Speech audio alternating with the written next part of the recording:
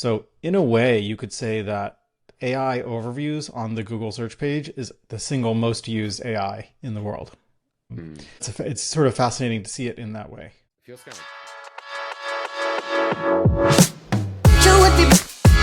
Welcome back to the Scholar AI Founders Pod. Quick reminder to catch us on all the typical podcast locations and find us on our YouTube channel. Today we're talking big tech, some speculation forward, and some fun box office stuff at the end of this episode. So starting off, guys, I'll throw it to you. Google has been kind of in the news for a variety of things, Wiz acquisition, speculation, maybe some new metrics as far as revenue and profits that may be a little bit counter to what we might be anticipating in this kind of new world of AI. So Shashi, let's start with you. What's kind of your overall download on Google and the things they've got going? Google's death has been greatly exaggerated, and this is the earnings season that shows us the real impact of AI on the Google search business, which is really the primary and core business of Google. The summary from earnings this quarter is that Google's revenue is up 12%, but their earnings per share is up 46%.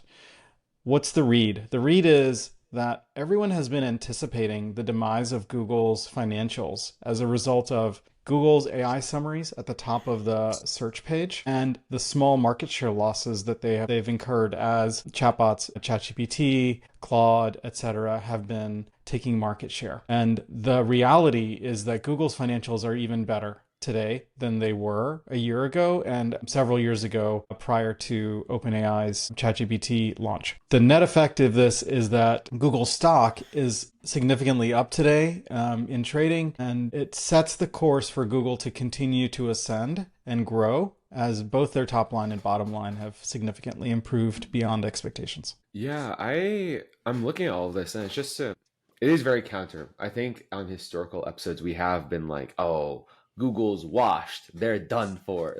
They're gonna get squashed by ChatGPT usage and all that sort of stuff. The overall analysis is not one that I've like actually like come to a conclusion on. Like, part of me wants to assume that like maybe these earnings per share are being heavily driven not by the search business but by growth in other categories, right? In the space of AI, where obviously Google is a leader, there's a lot of enterprise money that flies around. There's a bunch of like proprietary technology and contracts that fly around that make me want to believe that like I would expect still, like even regardless of hearing that news, that the AI stuff is having an effect on Google.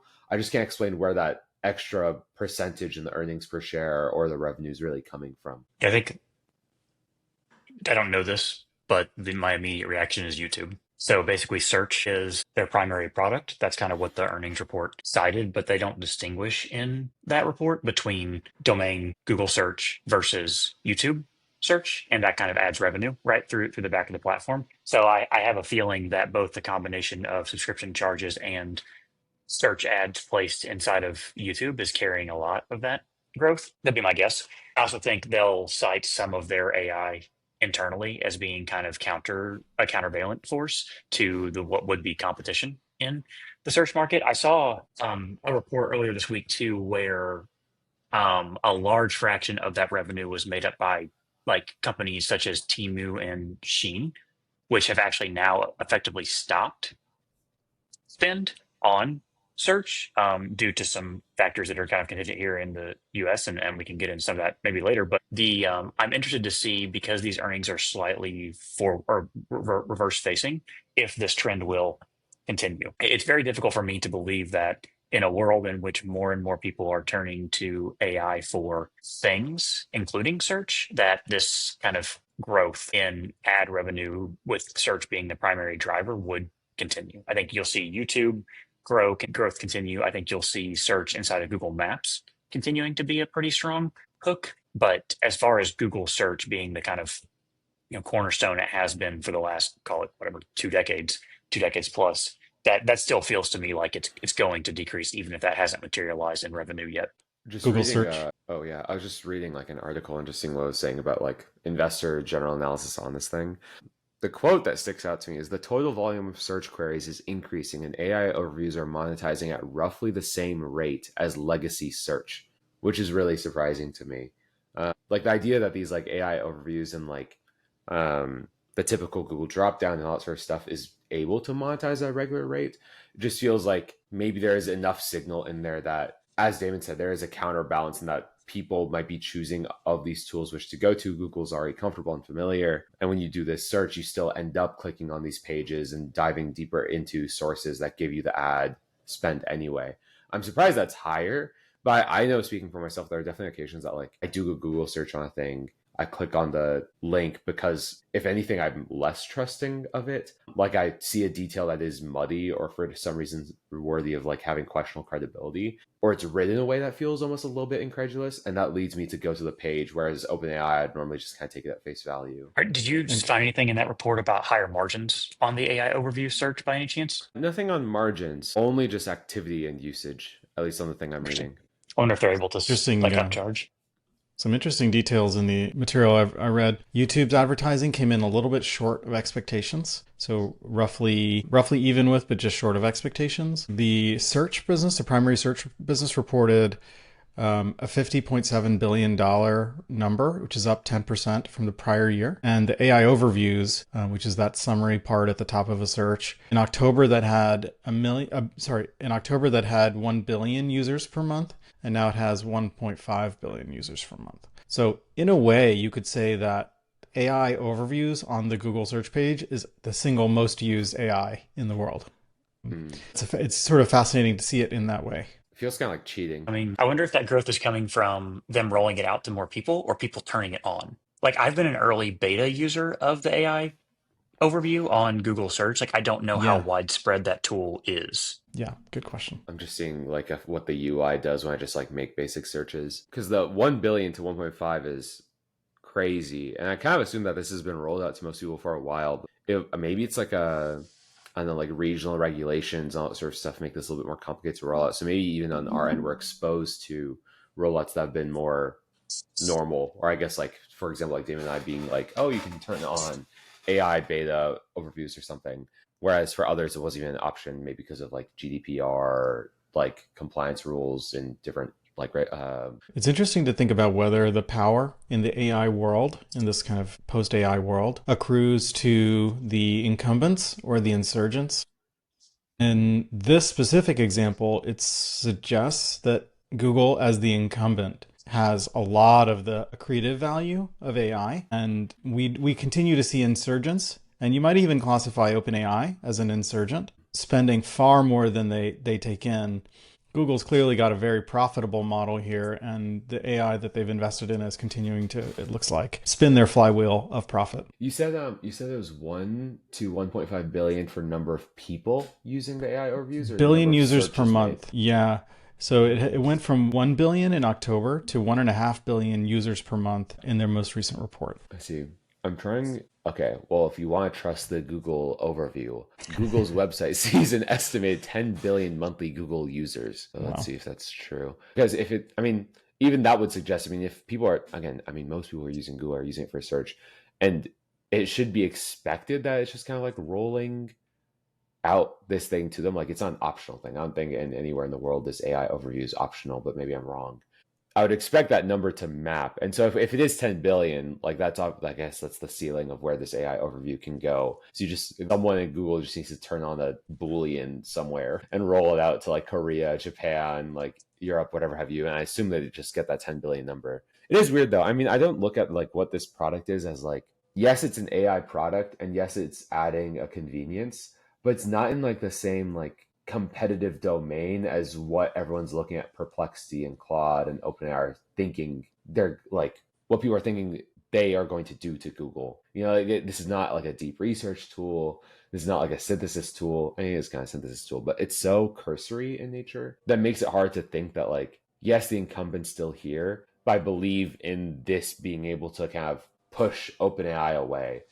I think what's a Mm. reasonable argument is that like this tool puts Google in the AI conversation for most people. And again, I mean, the vast majority of people are not aware of like AI as a thing in the world in our like global population. AI is not like a common concept, and so it might be the sort of thing where like this becomes what most people's concept of AI is, and that way sequesters growth on the other tools because they leave the vernacular for the layperson. But Mm. that's I don't think that's the case in the US. Maybe it's different internationally. Let's pivot a little bit now to other big tech. Okay, so Let's go to Meta for a second. We'll keep this section brief. Meta's revenue, um, Meta's revenue is up 21% year over year, which is a really big number. 21% for a really large company to increase year over year is pretty remarkable. And even more remarkable is that earnings per share is up 50% compared to prior year. Meta has got this interesting mix of social network, advertising revenue, investment in emerging tech like AR, VR. They've clearly done something right here. Any brief analysis on Meta as a growing company with a robust stock? I mean, my thing is like they are the social platform. Period. Like all this VR AR stuff is just like a frontier development on taking about what next social platform ends up being. I think like the growth and revenue being what it is makes a lot of sense. Like you could look at like Instagram as a sole proxy for like how successful that company is and how successful that company will be.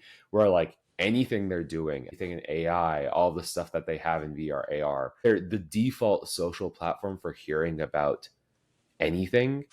And they just can't really be moved off of that. You know, they own identity to some extent. And for that reason, like it makes sense that they're tough to move, constantly growing, have constant momentum and snowballs off of to change year over year, even if some experiments go awry or some experiments are expensive. Even like the thing that's like the most exciting to me is like, of course, all the social data collection, all that sort of stuff makes a lot of sense for advertisers. But even so far as the VR AR developments, the Meta glasses, the Ray-Ban Meta ones, are continuing to get improvements and continue to get evolutions. And to me, they feel like the only actual product on the market that actually feels like it has a chance of being a commonplace AR VR tool that's actually useful for something.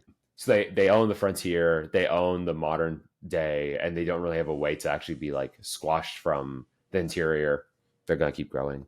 And my only thing I think is interesting in their press release that I'm reading directly here from Meta is the ad impressions grew by 6 and 11% year over year, fourth quarter and full year, respectively. But their average price per ad went up 14% and 10%. So a lot of that revenue is being driven actually by their ability to extract additional dollars on a per ad basis rather than kind of growth of the number of ads being served or number of ads being seen. So I just think it's that kind of goes back to my question on the margin for these AI searches, whether it's Google or otherwise. I think we just have seen these companies, we can debate whether they're monopolies or not, but I think Lexi made the case that Meta has at least market and mind share for social. I don't think any of us would debate that Google has market and mind share for search, and their ability to extract additional margin on top of these products on a year over year basis is enough to drive revenue because their costs are fixed, right? Their costs are basically zero. And so long as they become the only platform people want to play on, whether that's search ads or social ads, then they're going to be able to continue to increase prices and therefore increase revenue and profits as a result. So I think we'll see. I think that, again, this year, my anticipation would be that ad revenue drops for companies, and therefore the profits being made by these two companies will drop, but these won't be reflected until at least end of Q. My only visceral reaction to the Meta story is I have not bought enough Meta stock, so I need to go buy more. It's trading at around 22 PE as of this recording. It was trading just under 20 PE. I think it's close to its low, and that's a great spot to pick up a fast growth stock. 20% top line growth is pretty sweet. I'd be very happy to pick up at 20, 21, 22 personally. PE company of that size, it's not going away, and it's got a dominant position. Speaking of big and having a dominant position, Netflix stock is up nearly 90% in the last year. Their stock is up significantly in the last day or two. They've been able to rapidly grow operating margin. Again, similar story to both Google and Meta. Margins are up, and it's around $500 million in market cap. They are talking about their path to achieving. It's $500 billion in market cap. They're talking about their path to $1 trillion in market cap. Revenue growth is roughly 12.5%, really robust for a large company. And operating margins are up to 31.7%. They were at 22% a year ago. Your thoughts on Netflix? Netflix is really interesting to me. I think there's a hold on, I need to sneeze. Damon, take away for a moment. Yeah. Yeah. My kind of continuous opinion of Netflix is mostly one of kind of impressive awe at their ability to retain their customer base. Like a lot of the reports on this recent kind of earnings announcement is that Netflix is one of few companies, maybe the, kind of pinnacle example of a consumer company that just simply doesn't churn people. Once they acquire a user, they can continue to increase prices. People continue to be happy to pay for their Netflix subscriptions compared to other streaming services. They dominate the market and they simply see retention levels that are a fraction of their competitors. Most of the other streaming platforms, for the public documentation you can find, effectively roll their customer base every year. Netflix rolls their customer base every 3 years, so they're 200% better, give or take, depending on the comparison companies. They're increasingly able to generate their own IP because they have direct to Netflix deals. They have their own kind of content base. And so there's this unique blend of familiar favorites that get people there and constant new things like, Bridgerton being one. There's several other examples of Netflix kind of originals, if you will, that keep people there. So Netflix is a classic case study in kind of effectively executing against a consumer base and continuously making something that people love. And I think that's kind of why they continue to be able to extract more and more value and kind of charge higher and higher prices, and people are very willing to pay. It's It's absolutely the funny. stickiest. I would just echo that point that you made, Damon. Netflix is incredibly sticky in this streaming world. Well, I talk to people who periodically turn on or off their Disney Plus subscription or their Hulu subscription or Apple TV. Netflix never goes out in that. It's interesting to me because the sentiment on Netflix, I guess like a couple of years ago was actually pretty rough, right? Like Amazon, Disney Plus, Max, like the streaming wars were becoming a really major thing, I suppose, where everyone had unique IP, everyone had these like bundled deals, they're competing on price, and everyone's making like a lot of the same moves. Where even today, like all of these platforms are introducing, okay, you're paying for a streaming subscription, but now you also get games on your thing. Now you also get like sports streaming on your subscription, right? And they're all doing a lot of the same stuff. Where I think if you ask the same question to the typical person 3 years ago, they'd be like, yeah, like I look at Netflix the same way I look at HBO Max or Hulu. Like it has content I care about. When that content's streaming, I will pay for it. When it's not streaming, I won't pay for it. I like fundamentally like it's really weird to me to think about what makes Netflix so uniquely sticky. And the only thing that makes me like makes that make sense for me is that they of all these groups, they feel like one of the most effective studios, right? Where like the movies that they produce and release in a limited capacity on their platform are simply better like marketed, they're better developed and have more audience attention in general that keeps people coming back to the platform, right? Like the Glass Onion films being like a really good example of like, yeah, you can go see those in theaters for like a weekend or two. But after that point, you have to come to Netflix to come see it. And again, Amazon has their shows. They have like the Lord of the Rings IP. They have all this other stuff, but simply not in a competitive tier, whereas every time a Black Mirror season drops, everyone's talking about it. The only other streaming service that has competitive IP in that way is probably what like HBO Max with like White Lotus and Game of Thrones and all that sort of stuff. But everywhere else, it's like I mean, it's not like HBO Max has these sort of numbers, right? Yeah. Apple TV's trying, but they're not there yet, right? They have Severance, they have Ted Lasso, they have some other kind of, ones that have broken into the zeitgeist, but nothing that is nearly as sustainable as Netflix. Yep, agreed. I think all the stories we've talked about today, Google, Meta, Netflix, have a dominant position in our psyche, our collective psyche, and that gives them a kind of moat that makes them the default provider of a certain kind of thing. And so that stickiness, that user stickiness, gives them incredible power, pricing power, as we're seeing. So yeah, no wonder they're all up. Counter story to this: Tesla is way down. Sales are down for the first time year over year. Their sales and deliveries are down. Their margins are down 70%.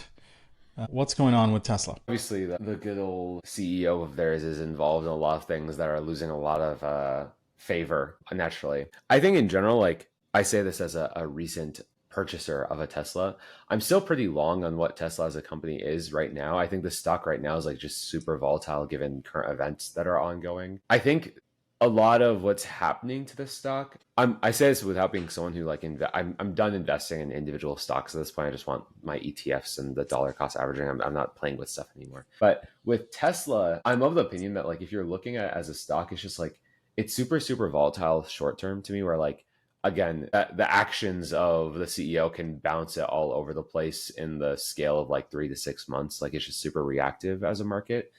And I think I'm a still pretty firm believer in that like the supercharger network is a gigantic asset, right? The fact that they already have consumer distribution of cars around the world that are able to collect data is also a gigantic asset that keeps them both ahead in like what is the electric conversation and the autonomy conversation. So I'm still long on Tesla. I don't know what this means for like how you choose to invest on it in the short term, but like the sales being hyper reactive, Elon as a figure being split between a lot of priorities, and a lot of those priorities inflaming who would probably be a good number of their Tesla buyers, um, is not super surprising. What I was most surprised by is that like the scale of um, the reaction to what Elon is up to could actually lead to like a 70% delta in profits. Like that's it. That's insane as a number, but like if anything, like says a lot about like what consumer buying power is actually capable of for a company that's that big, really. My opinion is that Tesla really needs a Tim Cook style figure. What I mean by that is that the Cybertruck doesn't solve a fundamental pain point. If they had pointed that product at the Ford F-150, the best-selling car unit, and really tried to replace the use case with a well-designed electric truck that was kind of optimized for that buyer, it would look completely different. It would go to market differently. It might be priced at a similar price point or maybe a little bit lower, but there's just a lot you would do differently. And I know the design is aimed at being iconic, and it has achieved that. It achieved its number one goal. Unfortunately, it failed at all the other ones, which is to move units. I really wish Tesla would just design like a family buggy car for me. Like, why can't I have an X5 that's a Tesla? Like, it feels like there's just so many stupid product decisions made, and it's the kind of like idiocy product decisions that you just need to get the founder out of the way and say, dude, it's not about you or your ego. Like, let's just build cars people want to buy. The Model Y is nice, it's cute, but it's nowhere close to the BMWs. Like, it's just not in the same luxurious feel. Like my 5-year-old BMW X5, I feel happier driving than a brand new Model Y. It just is a nicer car. And so I wish I had FSD. I wish I could get the body style that I actually want with nice finishes. I think the play for Tesla is to go buy a company like a Mercedes or a BMW. They've got plenty of capital. Turn over the product design to them while maintaining the common FSD and the chassis and supercharging kind of process, like all the underneath electrical components, and integrate that with someone who's already solved this design question really, really well. They would move a ton of units. They would have an even more dominant position. My friends who are big Tesla advocates say the stock is not about cars. The stock is about robots, and it's about autonomy. And if you believe Tesla's story about autonomy and you believe Tesla's story about robots, then everything else is just noise, and it's a multi-trillion-dollar business just on those. Yeah, fundamentally, Tesla is a bit of a binary because, like, if you look at the PE ratio of Tesla compared to other car companies, it just simply doesn't trade like a car company. You either believe it's a software company and a logistics company, or you don't. If you don't believe that and you fundamentally want to bet on the car side, it's frankly a bad bet. It faces headwinds, increasing competition from BYD. Its CEO is polarizing depending on which side you fall on that. And to your point, Joshi, it can't design cars in the same way that other luxury car goods can, because it faces engineering challenges in being a electric vehicle company that aren't conducive to those design elements. Simply said, you can't throw a BMW X5 frame on a current EV battery and get 300 miles of range. It doesn't work. You can't do that. And so you need fundamentally a better battery in order to get to the design if you want to bet on this as a car company. If you believe in autonomy and you believe in the robotics of it all, that's the bet that you're making. That's a challenging bet given the legacy of Tesla and its shrinking market in China, frankly, and growing competitors in the European market, namely BYD. They have a better product right now in the car space. They're lagging behind in the full self-driving capabilities, as I would argue anybody else is besides Waymo. But Waymo has decided they are strictly going to be a software company, and yes, they have to retrofit hardware onto Jaguars, basically. But you're not buying Jaguar as a anchor to the Waymo product, and Waymo is anchored by Google, who has kind of this inflow of cash they don't have to worry about. And so I just think Tesla has always been one that I have traded in and out of because I simply think that over time the overall growth is probably up and to the right, but it's also always been a little bit of a meme stock in that if all of a sudden Elon's not running that company, how much of that market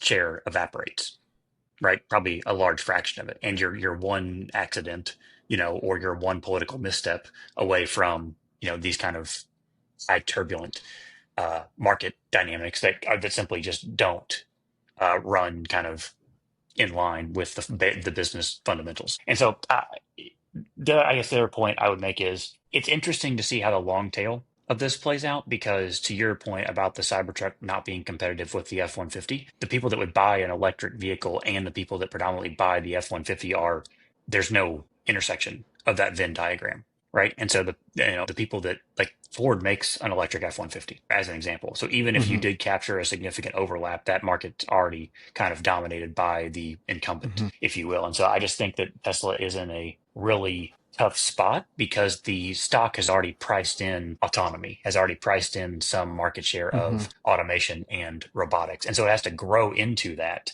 while still also trying to be a car company. That's just really challenging. Hmm. Have you seen this company called Slate? It's like apparently it's backed by Jeff Bezos. It's like, I don't know if you can see There this was like a thing. new product video that dropped today. I saw, yeah, this thing, yeah. Yeah, it's sort of like blank slate. You can make it whatever you want. Hmm. It looks pretty fun, and I feel like this is a much more creative and interesting car company if we're talking about just car companies than what Tesla's doing. I think also 20K as the base price here in the US, if I'm correct in this. They're targeting now. Yeah, I don't know if that's expected actually price under come. Yeah, 20K. Yeah, this feels yeah. like the right kind of play for an electric truck. And Rivian does well in the electric truck market, right? Their cars sell. Again, the stock price compared to Tesla isn't great, but they've had large buy-in from Amazon. They have their entire fleet of Amazon delivery trucks plus their R1T, those kind of things. So again, Hmm. the truck market is competitive and Tesla's stock, frankly, just has already priced in them winning the car market, which arguably they've done, right? The Model Y is one of the best-selling, if not the best-selling cars, That's depending on what yeah. report you're looking Hmm. at. So, arguably they're already winning on the auto front. The problem is their PE is above 120, and so you have to be a software company to justify a PE of that. And they've already crossed the threshold of $1 trillion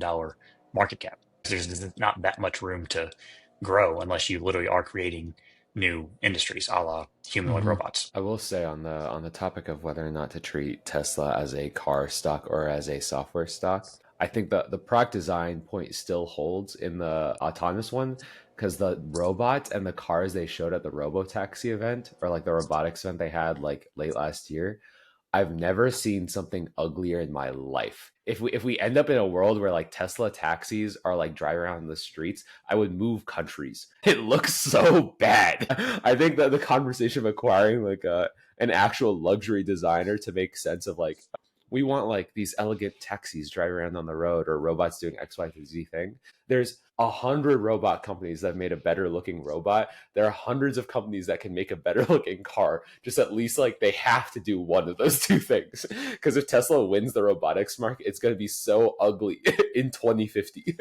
It's going to be so ugly in 2050. Would you? I would gladly ride in an ugly car if I didn't have to drive it or park it though.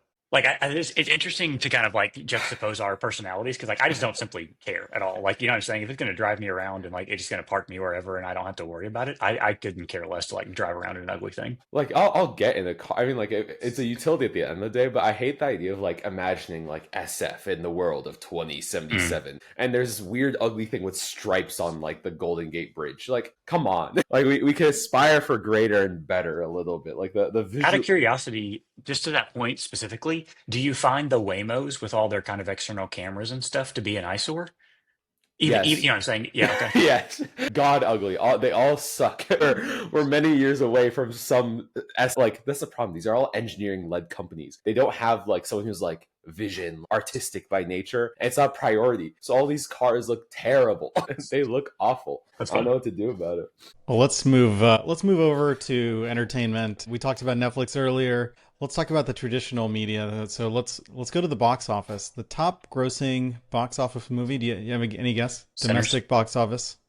In for the in what 2025? in 2025? 2025 domestic box office. I'd assume Sinners. Sinners is very, very hot right now, but I don't know if that's Okay, right actually now it is. like, I don't know how. Are we yeah. going Yeah. for the full year? So it's the top grossing box office movie for 2025 is a Minecraft movie. It's Doi. grossed 350 million. Next is a Captain America Brave New World at 200 million. Third is Mufasa the Lion King at 126 million. Okay, so a couple of questions for you. How do you see the box office these days as young whippersnappers in comparison to, let's say, sitting at home watching streaming? And are you surprised at what's done well? I mean, I think so for a good while, like in 2023, 2024, there were writers, like directors, actors strikes, and all that sort of stuff.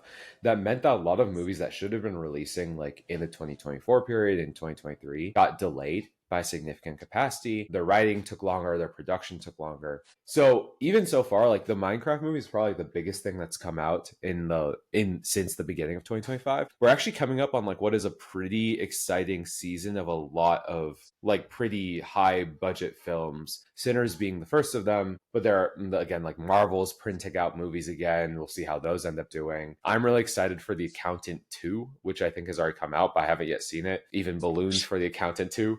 There's just a lot of like I think we're seeing some level of an excitement in some capacity. We'll see how long this really stays, but like Oppenheimer, Barbie, Dune has shown like a audience desire for like fresh new IP or fresh new content. Studios will milk that however much they want, but there's clearly like more and more space for like original films that aren't like these gigantic mega universe franchises, right? Marvel movies are not doing as well as they used to.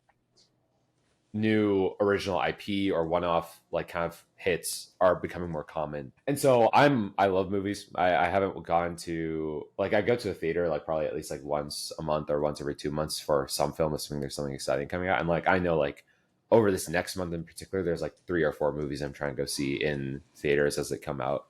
It just makes for I think like a there's a difference between it's the same thing as like almost for me personally it's almost like a it's the same thing as like you work in a different place you sleep kind of thing, you know, like my place for recreation I feel like I kind of want to be out of the home, whereas the home is the place to like eat, rest, sleep, that sort of thing, and watch White Lotus on my iPhone. And that's really the extent of it. Nice. Damon? Yeah, this is not. I don't watch movies, honestly. Like I haven't been to a movie theater in probably a decade, maybe, and Mhm. it would take someone paying me money to go sit through a movie in a movie theater, to be frank. And so, like, I do watch some after they've like Oppenheimer is probably my favorite movie in the last, call it 3 years or so. I loved Oppenheimer, but I would not go watch that in theaters. And so, like, Why? watching it at home, What streaming. Yeah, it's a good question. I mean, number one, when I want to go out and see something, I find myself gravitating towards live Sure. performances because I find much more kind of reverence in watching humans in live action be great at things, not something that is pre-recorded and kind of can be massaged. And that's just like a little bit of a like I prefer the performing arts over movies as a live experience. That's just a personal preference. You I know, see. that's independent of like going out and seeing it or watching like Hamilton recorded Hmm. on Disney Plus, right? I kind of by default the movies that I would most enjoy. I only have a couple of peers that I think would enjoy those movies as well, and so just like by nature, like I don't see going to the movies as a social event. Therefore, I'm kind of just like Hmm. I'd rather watch this at home. Also, the electronics that I can put in my living room have surpassed my threshold of appreciation. I'm not really a cinephile. I have friends that are cinephiles, and so they'll very much like stake out the absolute best, Dolby theaters. They will go to the like most expensive of IMAXs, travel to various Yeah. parts of the country to find the most premium of theaters to watch the most premium of movies, right? And so those things are just simply lost on me. Is kind of like going to top of the line orchestra or opera or something like that is just something that I don't have a refined taste for. So That's I fair. just don't get as much appreciation out of it as the next person, and therefore I just haven't much interest in kind of exploring the even the domestic box office, just like the AMC down the street Yeah. or whatever. It doesn't really pique my interest at all. So like if I like with Oppenheimer, I mean, I don't know. I assume you watched it after it had its like theatrical run. You watched it like Yeah. at home or something somewhere. Mhm. But like the idea of like Christopher Nolan blew up like 70 tons of whatever TNT he used to recreate a nuke, and recorded it on like IMAX 70 millimeter cameras. Like that last part of that sentence, you couldn't care less for. I appreciate it from the Okay. engineering feat that it is. Like I Yeah. applaud it, but my actual Uh-huh. consumption of it in real time, I don't. I derive no extra pleasure from I see. seeing that in IMAX than I do.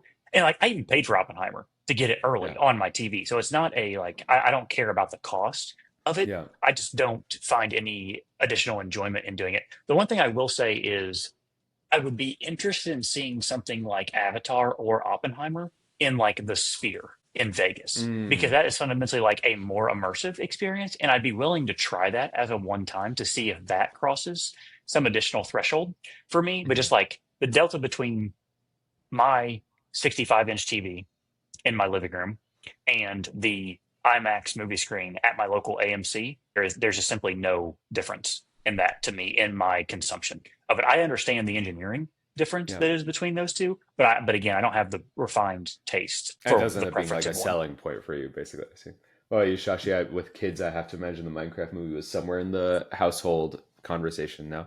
Yeah, my kids, I think they each saw it twice. Kids have an appetite to see movies multiple times. I don't. I mean, if I see it once in the theater, I don't really want to see the same movie again, by and large. Just to go through the top three movies, the top five movies, a question comes to mind that I have been probing at. There's so many of these derivative movies. Like, so the number two so far grossing movie, Captain America Brave New World, very derivative of an existing series. Mufasa, Lion King, and Snow White, live action versions of kind of very established brands in the Disney framework. And since three of them, including Marvel's Captain America, are owned by Disney, I was just sort of curious, like, do these derivative things, like, I think in most of our minds, they lose points for just being derivative and extending an existing franchise, but do they make money? And so the summary of that is that the Mufasa Lion King movie grossed 722 million worldwide and has produced a profit for Disney of 175 million. The Captain America movie also made a profit. They've grossed over 400 million worldwide. Unsure exactly how much profit, but they do appear to now be profitable. And the Snow White movie is a bit of a counter story. They're probably going to lose around 115 million in the Snow White movie, live action movie. So I guess just kind of as we come to an end, what's your take on Disney and their kind of franchise extension plays, live action plays, either from the financial angle or just kind of appreciation of content? I mean, so I think like if you talk to anyone my age, like anyone would be like, oh, like Marvel and Disney like peaked with like the Infinity War Endgame, right? Where like I think that's what like Disney wants to keep on creating, where like they can have these cultural moments that everyone's like, I have to go see this in the theater. I want to be part of the conversation. Like this is a moment happening in like cultural history that everyone wants to be educated on, right? Like, oh, Tim over there hasn't like heard about what happens at the end of the Endgame, right? We should talk about something else today.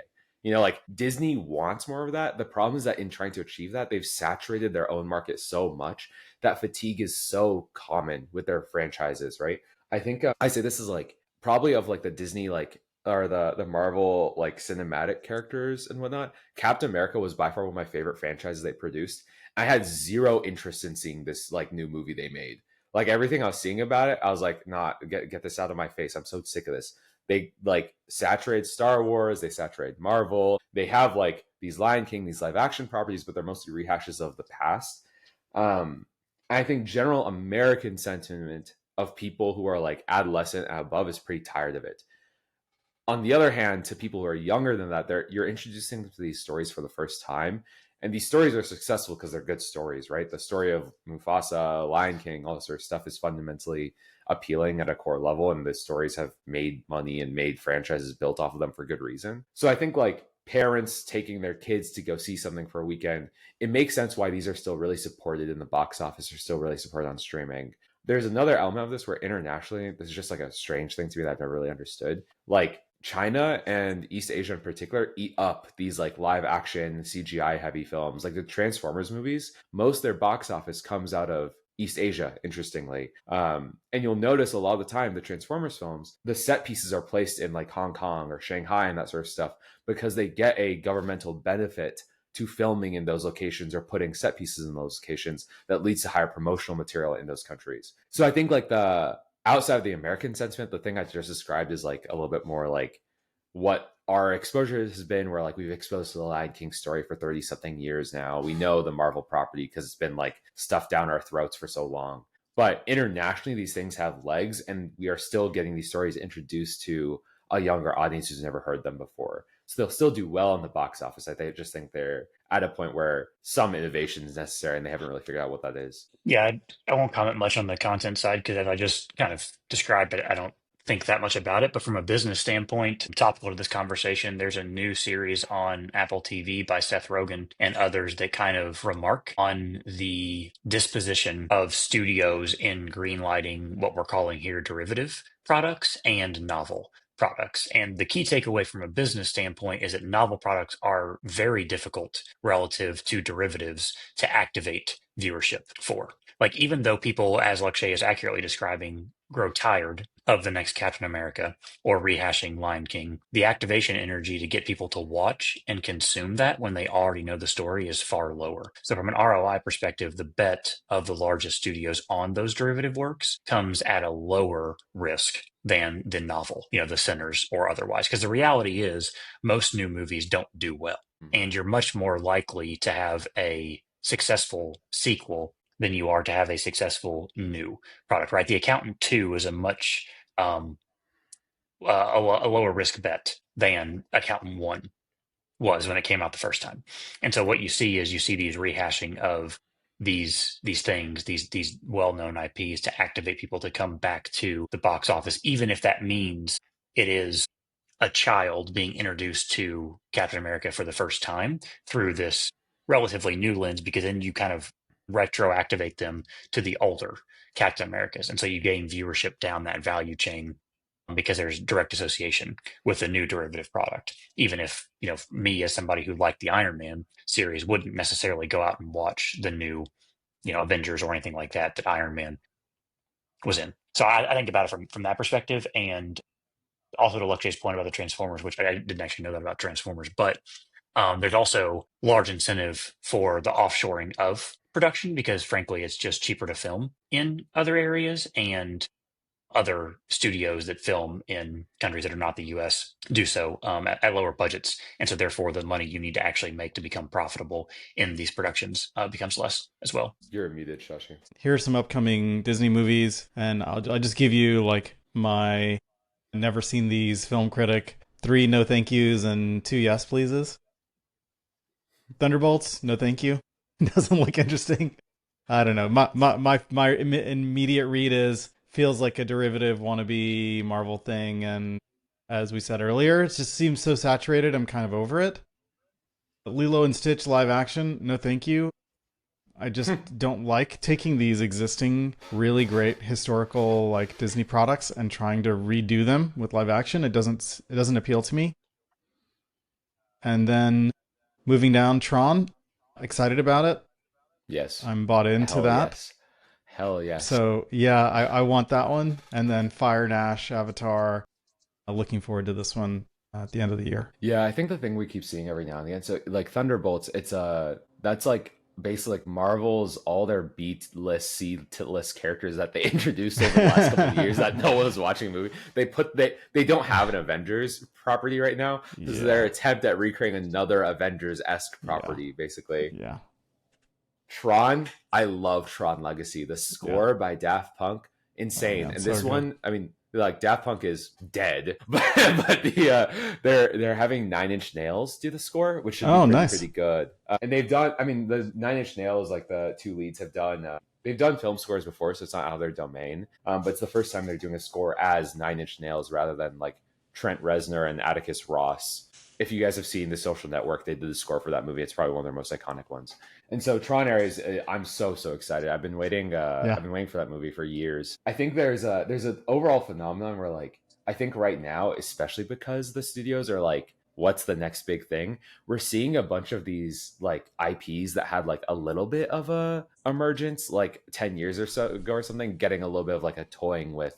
Where like Accountant, I think when it came out, it was like I liked the movie. I saw it when, like in theaters the weekend it released. I thought it was a good movie, but like culturally, it was like pretty like like it went really on the radar. I doubt it made like a return on capital, but it had enough love in just like the pieces of it that are like whatever, we can turn this into a franchise. The same thing happened with John Wick, where the first movie was so good. It's fundamentally a guy who's like goes on the vengeance streak after he loses like his like last gift from his wife effectively, and somehow they turn that into like a whole multiverse of assassins, and they're still spinning off spin-offs from that thing. There's a series, there's a new Ana de Armas like ballerina film from like one little venue in the John Wick films, where I think we'll see a little bit more of that, and that'll be kind of interesting. It's a relatively new dynamic to take what is a thing that was never meant to be franchised and then suddenly trying to spin up a whole universe around it, that I think studios are trying more and more, but who knows what will come of it. We haven't seen anything major just yet. All right, as we wrap, a last good thing you saw, last interesting thing you saw could be